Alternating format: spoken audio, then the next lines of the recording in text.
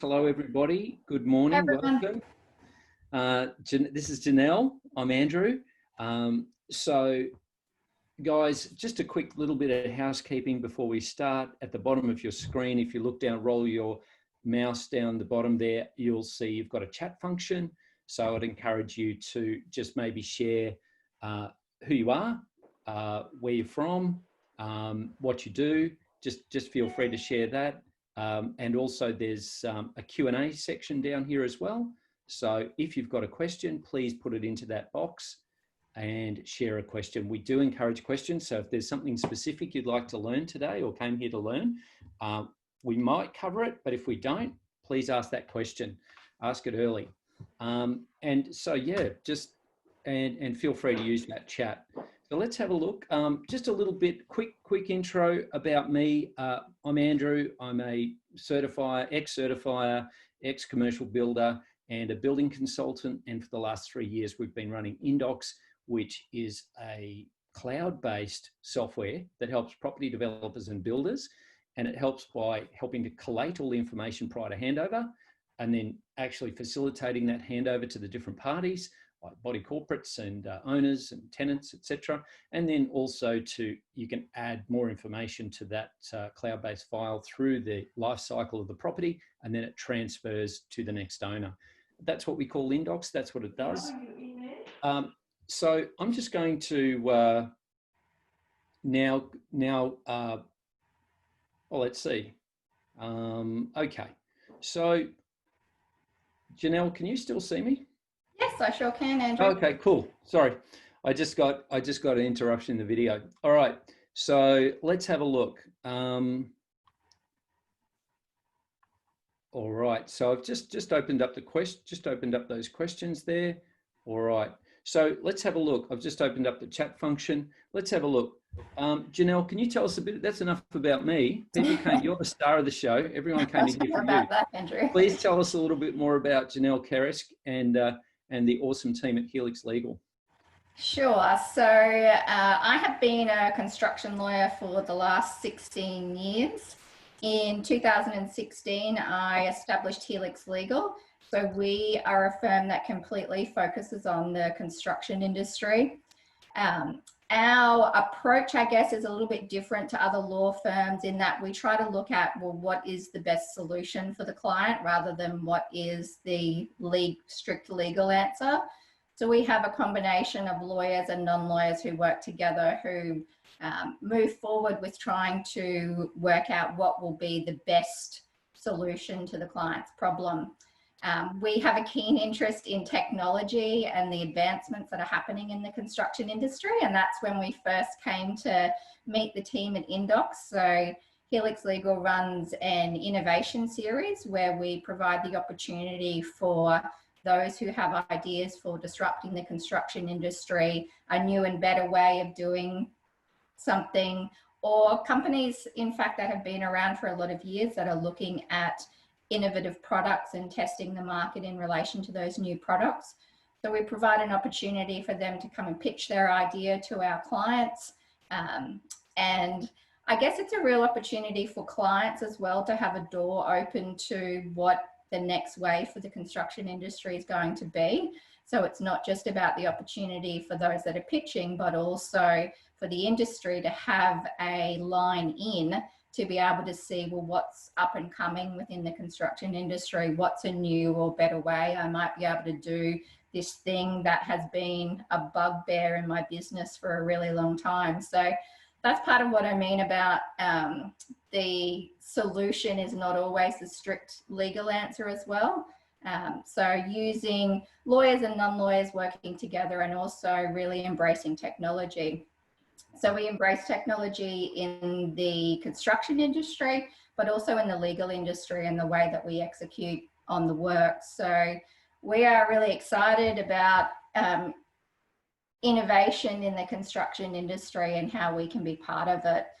I have a personal interest in innovation and technology as well. So when we started Helix in 2016, I also started the early days of a legal tech product called LawLancer. So I have a personal attraction towards new and better ways of doing things. As far as my legal expertise goes and the expertise of the firm, we're completely focused on the construction industry. So we stick in that lane, absolutely. We have a strong regulatory focus. So Michael Chesterman, who runs an Essential series that's on Facebook every Wednesday at 4 o'clock.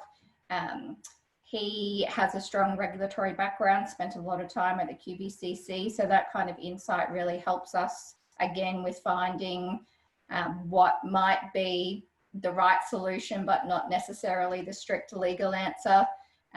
So that regulatory focus is a big part of our firm. And then also all of the regular things that you would expect connected with legal advisors in the construction industry. So dispute work, arbitration, litigation, a big focus on adjudication, putting contracts together, procurement, putting deals together. So just about anything and everything, Andrew, connected with the construction and infrastructure industry, we have a role in and take a keen interest in.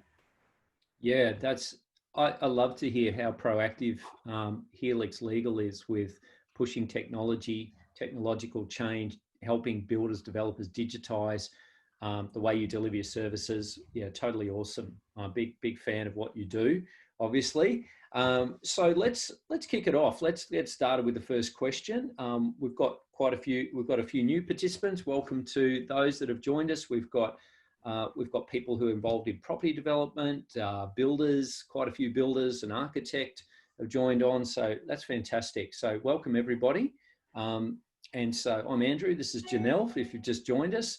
And Janelle is the legal expert. I'm just the talking head. So let's kick it off with the first question.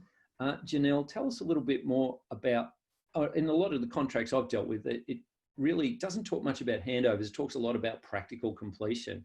What can you tell us about that? Well, I think as lawyers, when we draft contracts, we like to take really simple concepts and give them a name that means something to us, that you then need to come and talk to us to try to decipher what it all means. So when that comes to contract and legislation, it can sometimes make your head explode, trying to work out what the contract says and then also what the legislation requires you to do.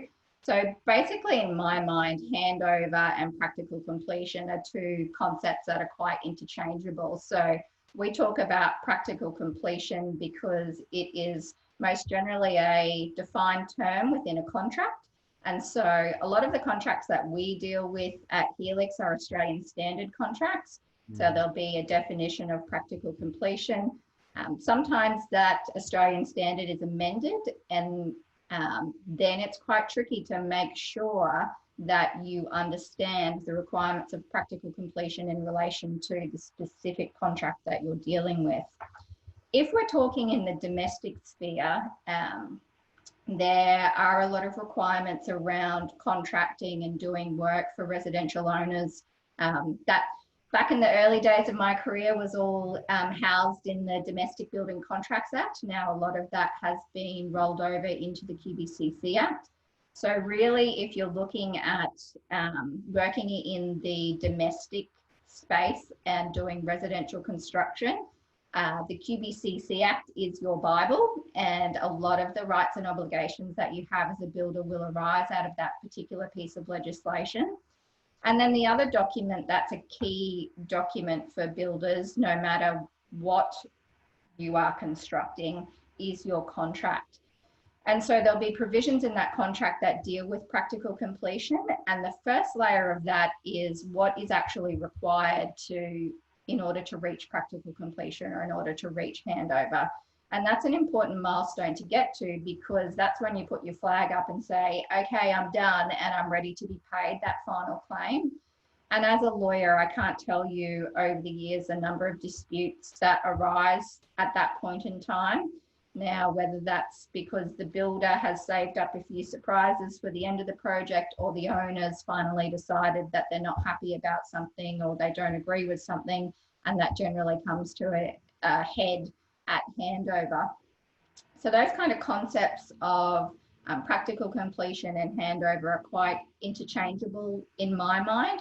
And when you're looking in your contract for what are my obligations, or you're looking in the QBCC Act, you're not really going to find that term handover. So if you're looking to try to decipher, well, what are my obligations and what do I need to be doing, that kind of term practical completion is the term that you need to be looking for to try to determine what your obligations are.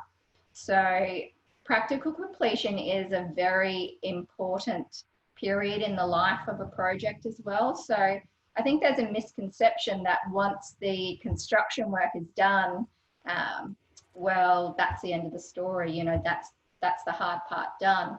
But that practical completion trigger point is a trigger point for payment, but also is a trigger point for some ongoing obligations that a builder will have in relation to what's being constructed. So although there is a line in the sand at that practical completion or handover point, that doesn't mean that it's the end of the story for the contractor or the builder who's done the work. Yeah, absolutely. It's certainly, in my experience, when I was building, very difficult to get all those as-built drawings and everything finalised. And we sometimes, I mean, I got to admit, we sometimes had delays of 2 and 3 months, cop liquidated damages, and didn't get paid for a long time on some jobs because we just couldn't get all the documentation ready for handover because we weren't prepared. And that's the advice that we give.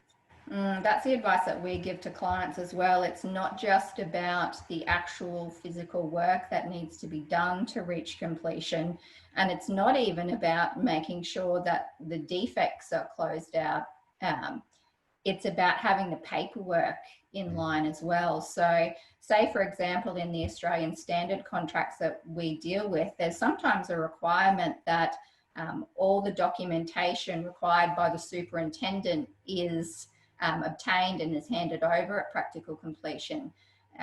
And so there's a pretty wide discretion there to get any document that the superintendent requires. So if you wait until a week before you're ready to put up your flag and say you're finished, before you go and knock on the door of the superintendent and say, hey, what documents are you going to require for practical completion? If you wait too close to when you want to put up your flag, you're not going to allow yourself enough time to be able to get your ducks in a row and get all of that documentation that the superintendent will require. And in my experience, that list of what is required, especially if you're looking at an apartment complex, that the documentation or the pieces of paper or things that are required in order to achieve practical completion can be quite extensive, and it's quite an administrative task to get all of that together. So leading up to handover or practical completion is a really intense time on a project. And it's not just at all about the physical work that needs to be done to get to the end. It's also about having your ducks in a row and starting to collect all that documentation that's going to be necessary for practical completion. Yep. In my view too, that's not only something that should be done for compliance with the contract or compliance with the legislation. I think there's a number of things that the construction industry should aspire to as best practice, and in order to protect their interests moving forward after practical completion as well, because there is an ongoing legal liability that is out in the wind there for contractors and builders after practical completion. Yeah, most definitely. Yeah, Janelle, someone's asked a question. They've been a bit naughty and asked it in the chat, but I'm not one to stand on convention. So here we go. It says, how long do I need to keep handover records for? This is asked by an architect. So there's different obligations depending on the contract that you've entered into, as far as how long documents need to be secured. There has been, from a dispute perspective, holding on to documents, at least in relation to the 6 years and 6 months for domestic work where there is insurance, and also from a legal perspective, holding on to documents while there is still a risk of litigation in relation to the contract. So holding on to those documents from a liability perspective is really important. So in my experience, I have acted as the QBCC lawyer in the past. So I spent over a decade providing legal advice to the regulator. I've acted for the Board of Professional Engineers of Queensland and the Board of Architects. And I can tell you 100% that the person that holds the documents holds the power, because if there is any kind of allegation raised, being able to produce the document which establishes that your way of remembering things or your version of events of what happened is the correct version of events is what is going to be your golden ticket out of any investigation that might be commenced by a regulator. So, and that goes for whether you're an architect on the project, whether you're an engineer on the project, or whether you're the builder on the project. So good record keeping is an essential part of controlling your risk and legal liability moving forward in relation to any project that you've been involved with. Yeah, yeah. I was, you know, when we've done some small projects in the last few years, and some of them involved removal of asbestos. And I did some investigation, talked to Work Health and Safety, and they said, oh yeah, you should be keeping this for 35 years because asbestosis can take 25, 30 years to show up.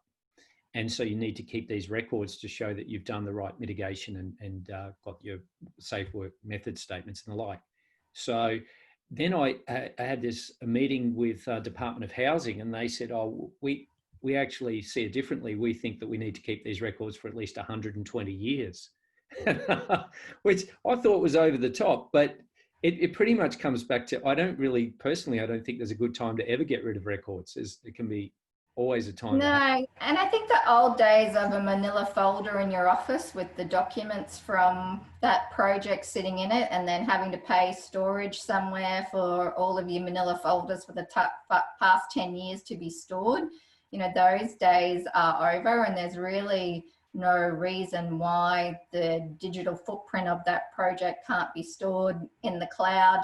You know, you might be paying something for your server or your cloud storage or whatever you have, or for a subscription, or however it is that you're storing them. But you know, the importance of record keeping and the ease with which it can be done these days means that, you know, there really should be no good reason why you're not maintaining the records for your project, and it creates a real legal danger to not have maintained those records and not to hold on to them. And Janelle, you know, on that point, I mean, you know, as a builder, I know that some people they'll use like Builder-Trend or other software, Procore, Aconex, whatever, to be able to, you know, keep their documents in. But then when it comes to what they give the owner, they may just leave some documents in the kitchen drawer of each apartment if they're doing an apartment building, or they might just hand over a whole bunch of folders. I mean, some contracts actually, you know, but that might lead me into sort of doing a bit of a poll. But I just wanted to ask you, you know, someone's just asked a question. Can I do a digital handover if the contract says a hard copy? Actually, I'm curious to know the answer to that. Yeah, you really have to follow what is required in the contract. So whatever your contract says is the be all and end all of how it should be done. If you can negotiate with the other party and have an agreement that something different can be done to what's in the contract, well, you know, that's well and good. But for the general rule should be whatever your contract prescribes you need to do when it comes to documentation, what format it needs to be in, where it needs to be served. The only real way to control any exposure or risk that you might have is to follow the letter of what the contract says to do. Right. And so many of these Australian standard contracts were written in the early 90s, sort of almost before the internet was a thing. And so they do still often call up that hard copy, but I noticed some of the others are now pushing for the hard copy and the soft copy. Yeah, I guess if it was my business as well, so if I was running a construction company, I'd look at amending the contracts to start off with. So thinking about these issues at the outset and negotiating however it is you want to administer the contract, negotiating that at the outset to make sure that there's provision for you to be able to do those things at the end, because all of those Australian standards, you know, and even the master builder's contract or the HIA contract, there's plenty of capacity to add in your own amendments to those contracts if you want to, and can negotiate that with the other party. So think about those kind of administrative issues at the outset and have them built into your contract, would be my advice in respect of that. And also, again, there's a difference between what's the minimum that your contract requires and what's best practice for your business. So it might be the case that the contract is, you know, an old relic that doesn't allow for new technology. So you should comply with the contract, but then your systems and the administrative process that you have can be next level to whatever the minimum is under the contract. So there's a number of things as a law firm where there's certain regulation or certain things that we're required to do that we still do, that is absolutely the minimum standard of what a lawyer should be doing. But when we look at our practices and the tools that we use and the way that we deliver services to our customers, we aim much higher than whatever the base of the regulation is saying is the minimum we should do. And we use technology to be able to get us higher than our competitors. So I think it's, you know, similar for the construction industry, that the regulation and the rules only really sets a minimum of what you should aspire to. You know, you should really be aiming much higher than whatever the regulation is telling you need to be doing. So yeah, that brings me into a point. I noticed that I've done some of my own investigation with the QBCC and talking to their legal team there. Their advice to me was that in Queensland, at least, it's sufficient simply to provide a certificate, just the Form 21, which blew me away. They said, "Oh yeah, the certificates are good," and that was all it came down to in the Building Act. However, when you have a look at what's happening in New South Wales and the changes to legislation there, and these risks and the liabilities, especially around apartment buildings and the expectations now of consumers, it seems to be far removed from best practice. And I noticed with the Building Confidence Report talking about this, you know, it's now the guidelines are out from the government about best practice being to provide this sort of very detailed amount of information, you know, basically all the full documentation. So what's your take on that, Janelle, the difference between the as you just were mentioning, the bare minimum or the best practice, and what would be the advantages in providing more, or perhaps disadvantages? I think we always encourage our clients to have eyes up for what's coming over the horizon. And so, you know, my colleague Michael Chesterman publishes articles pretty much weekly about things that are coming in the construction industry, regulatory changes or information that's coming from other states.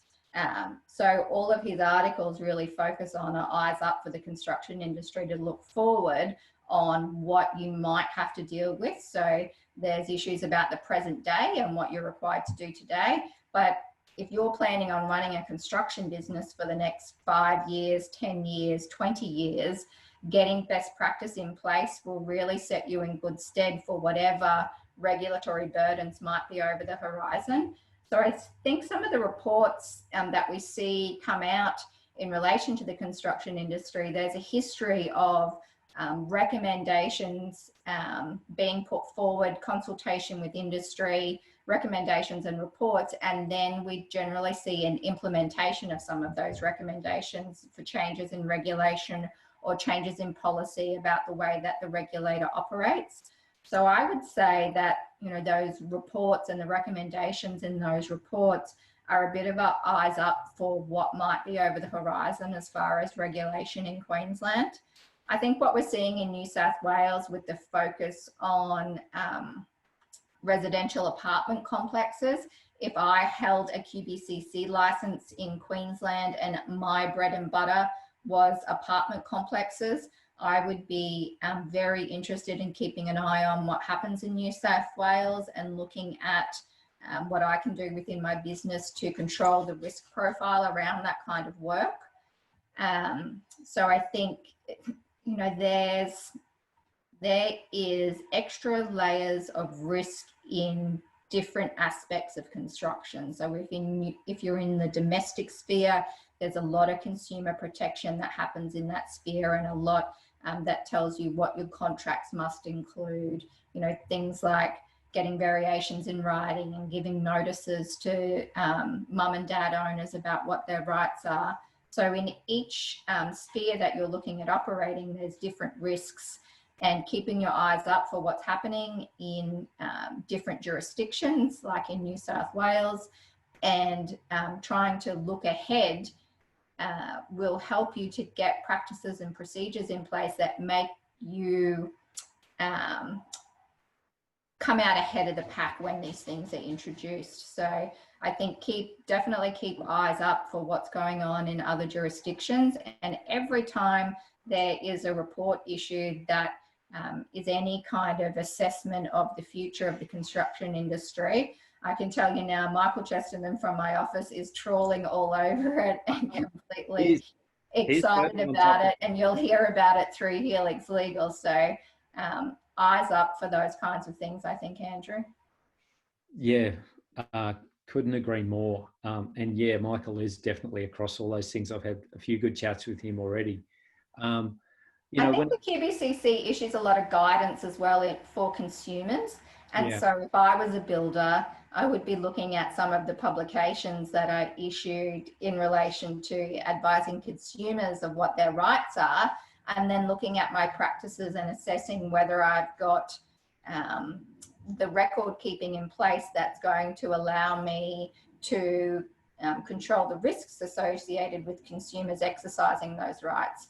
So a big one for that is in relation to defective building work. So if you are contacted, you know, 3 years after you've finished a job on the basis that cracks are appearing in the walls, you know, of the house that you've built, you're going to want to be able to go back very clearly to your records and ascertain who the subcontractors were that were involved with that project, who was the engineer, you know, to be able to find the Form 15s and the Form 16s and all of the documentation associated with that work, for you to be able to answer clearly the inquiries that are made by the regulator in relation to that defective work. Definitely. And it's not, I don't think it's just about also you being able to find it as a builder, but also that owner or occupant tenant being able to find it. The president of the, you know, our Institute of Building Consultants in Queensland related a story to me where he said that he built a block of apartments. They were near the coast up in far north Queensland, and there was actually the gutters rusted out within a few years because it was on the coast. And he was able to prove that he had the records of the handover, and he was able to prove that the owners had, even though they had lost it, he was able to prove that he told them they needed to clean the gutters down twice a year, with actually have them physically cleaned, and they hadn't done that. And the scaffolding alone to replace the guttering was $15,000, and then plus the gutter cost on top. So he dodged a bullet there because it wasn't looking good, but he managed to come through with that. So certainly I agree. Yeah.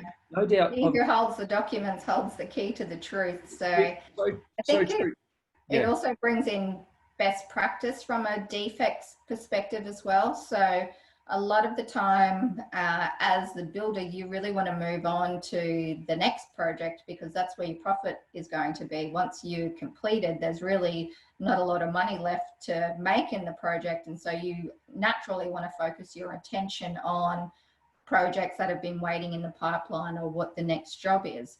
But if you have a good post-construction procedure and you lay that out to, especially to the homeowner, if we're talking mum and dad homeowners, having a process or a handover whereby they understand that at 3 months' time, someone from Indocs Construction Pty Ltd is going to come and knock on the door and do a walkthrough of the home with them and come up with a list of issues that have come up in the last 3 months and have them rectified.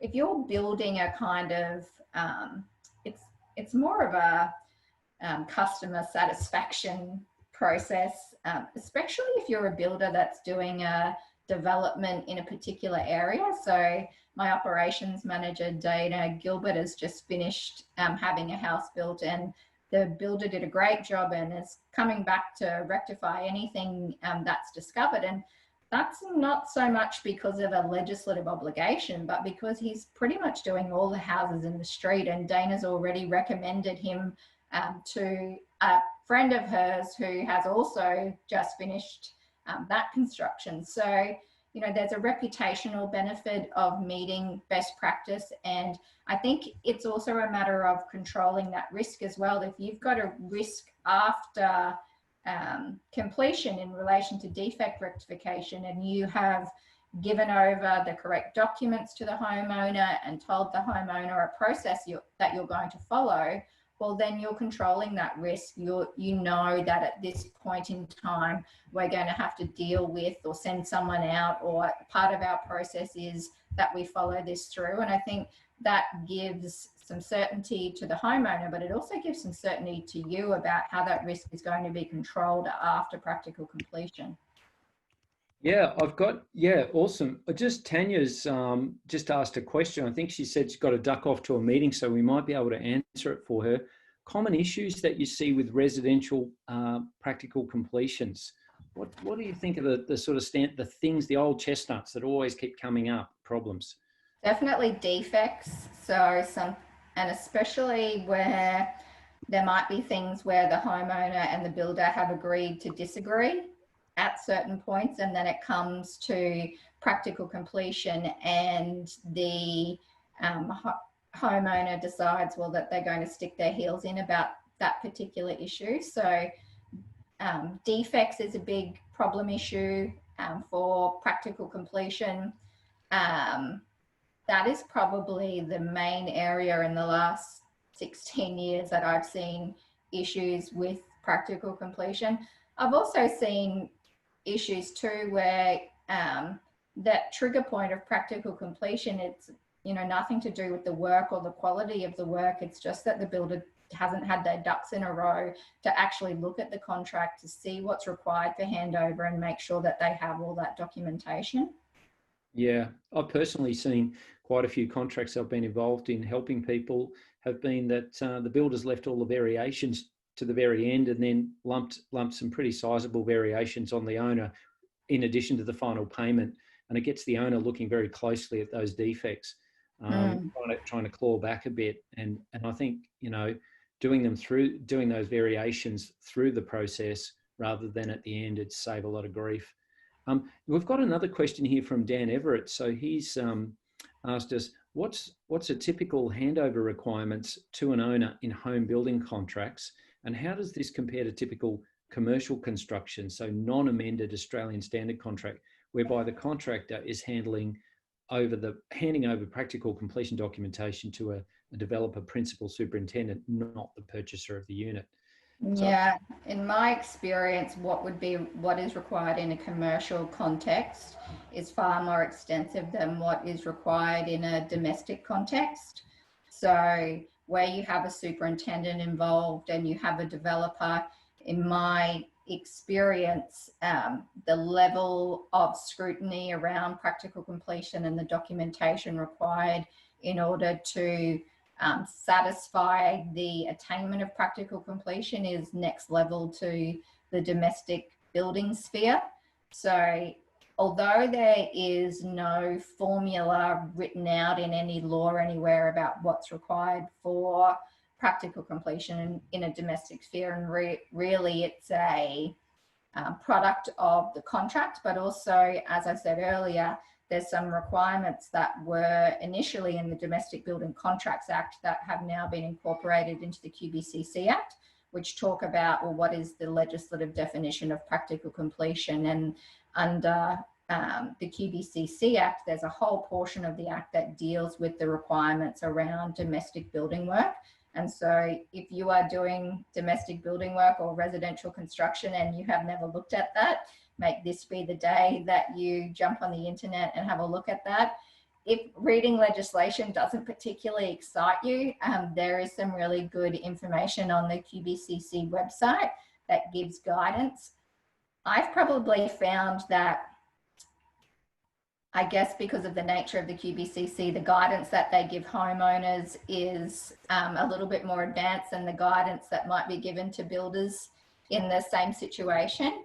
So I tell clients to go and have a look at what the QBCC is publishing to homeowners about what builders' obligations are, and then look at their processes and see how they're meeting that. So in the QBCC case, they talk about certificates of inspection, product warranties, reports, notices, or other documents issued by service providers, the defect document. And I think in a commercial sphere, there's a whole next level of, fire safety and fire rating. And we have recently helped a contractor towards practical completion on a commercial job, and the list of documentation of what the superintendent required for practical completion went for 3 pages. So it can be very, very extensive. Yeah, I mean, we certainly at Indocs, we handle some massive handovers. We just did a 8-story building in Sydney, and it was just, yeah, we had to extend our storage limits to accommodate how much information they had.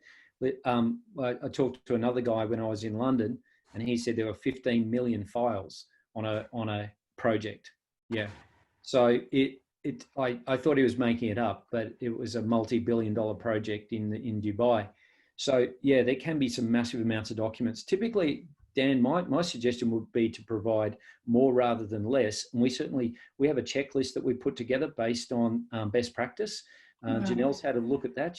I think she gave it a bit of a thumbs up, thought it wasn't too bad. But certainly, look, get advice from Helix or someone on a specific project. But we've got a general checklist there for you, and that's based on some best practice coming out of the Building Confidence Report. So thanks, Dan. I think that is a really good document, and is a best practice document, and just gets your ideas flowing for, well, what are the kinds of things that I should be keeping, even if my contract isn't requiring me to do these things. When I close out this project and I want to move on to the next project, what should I make sure that I have retained in order to protect myself, from exposure moving forward, or to be able to answer whatever questions might come my way in the future. So when we look at practical completion on a commercial job, we look at things like, are the works complete except for minor defects? And that's generally a yardstick for any kind of project for working over whether you've reached the point of handover. Are the works complete but for minor defects or omissions? Has the defects register been provided to the superintendent with defects closed out but for minor ones or minor omissions in the work? Have all the tests that are required to be done been carried out? So usually in the contracts there'll be a requirement for certain testing, whether it's fire testing or things like that, to have been carried out, and positive results of that testing be attained and those documents be provided at practical completion. And then sometimes there's this catch-all for documents required by the superintendent. And as I said earlier, it's important to ask those questions of the superintendent early on to make sure that you've allowed sufficient time to be able to obtain all of the documentation that the superintendent has identified is going to be required for practical completion or handover. Yeah, thanks, Janelle. I mean, one of the things I've seen in our practice is just around things like what you said, fire safety, and knowing, maintaining those essential services. I suppose that in principle, you're trying to help the building owner and the building occupants to keep the building safe and to keep it healthy and to keep them compliant. And you need to provide them enough documentation that they can do that, and they know what products are in there and how they need to maintain their building safely. So that's a kind of overarching worldview I would suggest that you apply. and you know, generally the more the better. But we've put a checklist there in the chat for you. We've got, Janelle, how are you going? You're holding up pretty well with all these questions. We've got one from Kylie Garner. So Kylie's come in and asked, what types of documents do body corporates need to developers to provide at the end of the project? Now, I happen to know a little bit about this, but it's quite extensive to my understanding. This is where it gets pretty onerous. Yeah, and I think we'll find that it's a space that becomes more onerous. As I said before, that kind of residential apartment complex space, I think, is going to be an area of attention for the regulators, and certainly has been an area that has been litigated extensively. So there's a number of cases where body corporates and groups of residential owners have taken action as against a builder, or you know, the builder, the certifier. Every person who's touched the building ends up as a defendant in the proceeding. So from my view as a lawyer, it is a high risk area of construction, but it's something that if you have the right processes and procedures in place and you understand the risk profile that you're moving into, and you price the job accordingly to make sure that you've allowed enough love in the job to be able to compensate you for what your ongoing liabilities are going to be. So it is an area to watch for sure, and the documentation and the level of documentation once you're getting a body corporate involved. There's also a lot of obligations on the developer, so it's not all on the builder. So that sharing of information and the list of documentation that might be required by the superintendent to be given at practical completion, you'd expect could be even more extensive once you've got that body corporate situation. Yeah, it certainly is. I'd be happy to help out and put together a bit of a checklist and post that up for you, Kylie. And you know, maybe Janelle might be able to have some comment on it when I put that one together. Have a look at it. Yes, thank you. So yeah, as far as yeah, it's always good to have a checklist, but again, Janelle, it comes back to the contract, doesn't it? It's always about what's the contract essentially. There's no foolproof checklist that we can give that we say, if you follow these 10 things, you'll never have a problem, or you'll always be compliant with the law or with your contract. That's just something that's not possible to do. And no matter what guidance, you know, might be out there or what you might read on the internet, you always need to go back to those core legal beacons of truth that I talked about at the beginning, which is going to be your contract and what the legislation is saying. And the main legislation for those that are operating in Queensland is the QBCC Act. Yeah, and finally, Janelle, I love stories. I like telling a few stories. Just ask my ever-suffering wife and kids. But I also love listening to stories and learning from them, real-life examples. So, have there been any case studies that, or litigation, or things you've been involved in that kind of highlight a lot of the points to kind of sum it up, like a classic case of things? Yeah, I think it's sometimes the most simple things that can lead to trouble as well. So there's multiple examples in the building tribunal. So back when I worked for the QBCC, I would be in the building tribunal at least once a week on matters. And so it was very common in that jurisdiction to have disputes over whether practical completion had actually been achieved, because the builder would be looking to recover the claim for practical completion, and the homeowner would be pushing back and saying, well, no, practical completion hasn't been achieved, and so therefore I don't want to pay. Or most commonly what I would deal with would be, in looking at the QBCC insurance claim, it was a requirement that the contract had been validly terminated. And so in looking to whether there had been a valid termination of the contract, looking at these issues about practical completion and whether it had been achieved were a common issue in that context as well. And so my takeaway for all of you would be that, you know, it's not just about getting the physical work done, that it's about having that documentation in place that's required for practical completion, and that jurisdictions like the Building Tribunal are not going to be afraid to say, well, you know, that $70,000 claim that you have for the practical completion claim or your final claim, I'm sorry, you didn't have those 3 documents in place, and that's a requirement under your contract in order to achieve practical completion. And so therefore, you're not yet, or at the time that you made the claim, you weren't entitled to that practical completion claim because you didn't have those ducks in a row. So you can have all of the work complete and still not be compliant with the contract for what's required for handover. So just be careful of that and make sure that you dust off the contract and you have a game plan in place for what you are going to do in the lead up to being finished. Yeah, that is awesome advice. Janelle, that's kind of bringing us to the end of this webinar today. Thank you so much. Really appreciate your time. I know how busy you are, and it's really good to have this chat. Thank you so much for sharing all of your experience and knowledge on this subject. So if there's no sort of final questions from anyone, I would just say, look, please join the conversation. If keep learning by liking Helix Legal. Go and join up and get all that information, lovely information that Janelle and Michael Chesterton are pushing out there, because it's some really good information, and it's all free. And if you ever need legal advice, I'd highly recommend Helix Legal to you. So thank you very much, Janelle. Andrew, that's lovely of you.